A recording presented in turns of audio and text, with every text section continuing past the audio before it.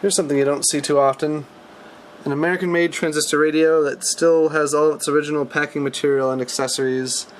This is the Motorola model 6X32E from 1957. That date on there is the end date for the 12-day refund or exchange guarantee that came with the radio. It's long, long past. The box is in fairly good shape, although there was a pretty solid tear, which you'll see when I open the box. I carefully glued that back down. I don't plan on opening and closing this thing too many more times.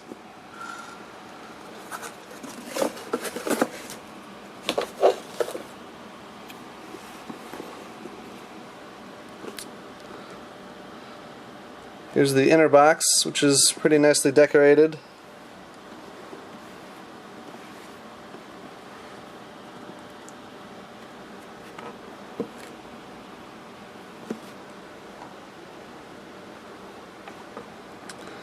Here's the original manual.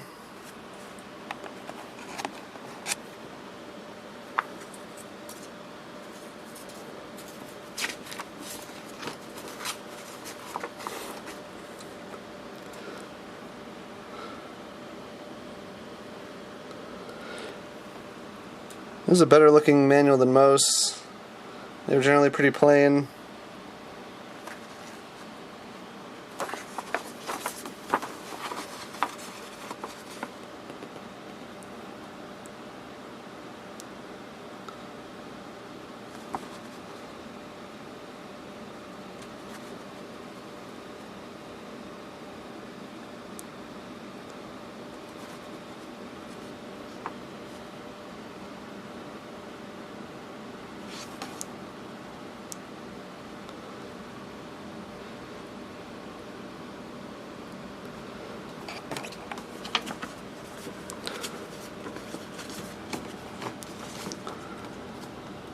You'll notice they were pushing mercury batteries, which ruined quite a few transistor radios. They seem to leak quite often. It's hard to find radios that took mercury batteries exclusively without, battery corrosion.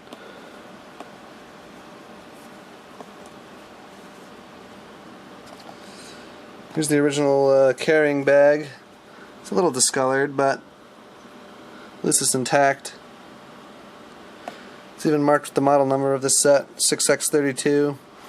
Although a lot of other Motorola sets would fit comfortably in this bag as well. It's got this nice fitted piece of packing material.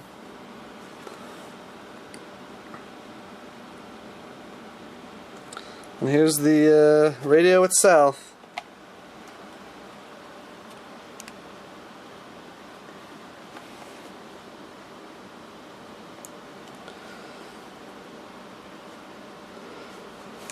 Some of you probably recognize this set. I have another one of these that I did a video on a while ago that's working. You can check that out if you want. But I'm going to show most of that same stuff in this video as well.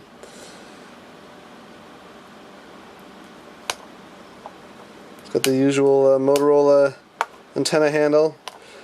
Never try to move the handle across the face of the radio, you'll damage it. This is the position you want the antenna in when you go to open the case.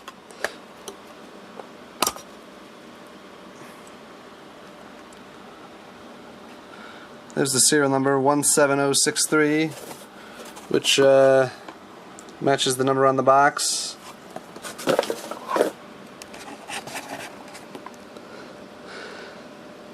Now, despite what some people say, transistor radios can have shorted filter capacitors, and this one has such a problem. Thankfully, I powered it up with my bench power supply, which is what I usually do, and I noticed it was drawing quite a bit of current, so I quickly shut it off. I'm torn on whether or not to leave this one original or fix it. I probably will fix it eventually, just because I hate to leave it with a short in it.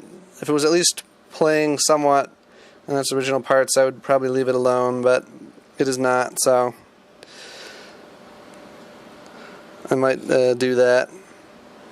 See, the battery compartment's in good shape on this one.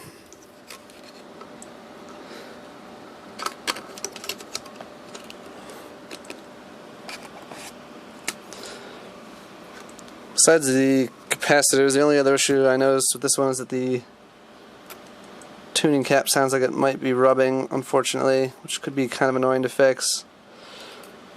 We'll have to see. Or I might just leave a note in here warning the future owner or me in the future not to just throw batteries in here and try it out.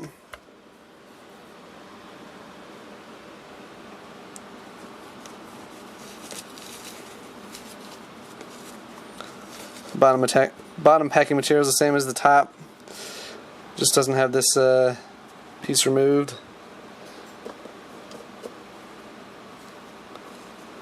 Seems to have been used a fair bit by its original owner. You can see there's paint chips, but they took pretty good care of it.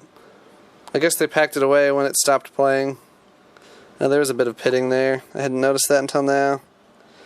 Some of this will polish up. You can see it's already wiping away, but nothing you can do about those pits there.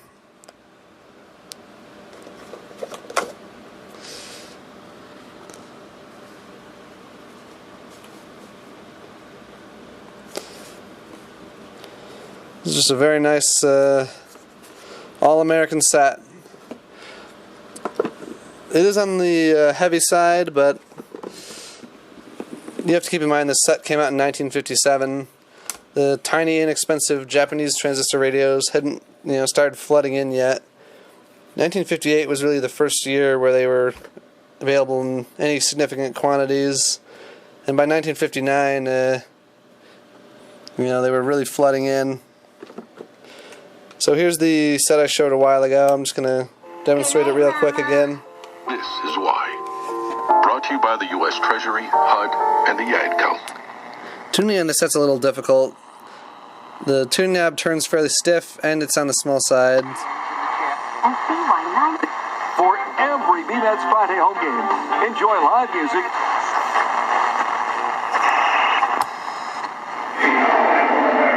We are coming to you live from the Sunoco broadcast booth, the Sunoco Free Fuel 5000. Get the decal, get spotted, and win. Well, the new pitcher, as John told you, is the hard-throwing.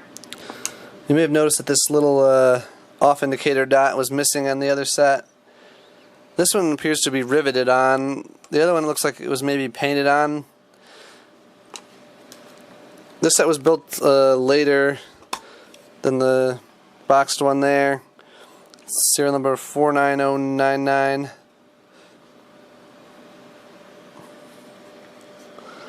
Probably still made in 57, just closer to the end of 1957.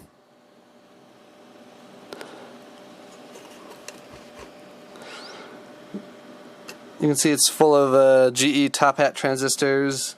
There's a red Raytheon diode there, and these big brown Cleveite diodes. I'm not sure why they used 3. Most radios just used 1 or maybe 2, with the second one being overload protection. I think that's what one of them is used on in this set. I don't know what the third one's for. These are pretty tricky to work on. That's part of the reason why I haven't messed with the second one yet. Because of the risk to the board of trying to separate it from the metal frame behind it, I recapped this one from the top carefully. You can see I soldered onto where the old one was. This one was the hardest one to deal with. I ended up clipping the one lead and then twisting the original cap off, and then soldering onto the wire stub down there.